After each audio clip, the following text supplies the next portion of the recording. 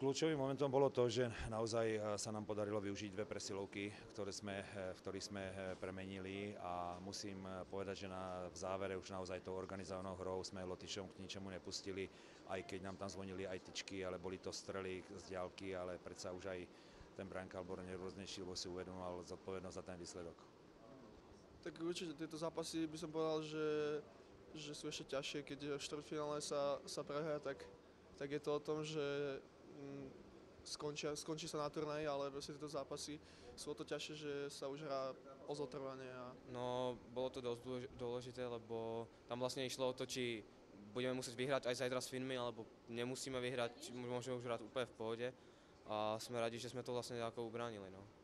No motivácia bola vlastne tá iba, že sa musíme zachrániť, lebo vlastne tí Nemci, keby porazili tých Lotyšov a my s nimi prehráli, tak by sme asi spadli. Takže my sme si povedali, že tento zápas odmakáme naplno a sme radi, že sme to zvládli. Škoda tých zápasov, jak s Rusmi, s Kanadou, tam sme to mali super rozohraté.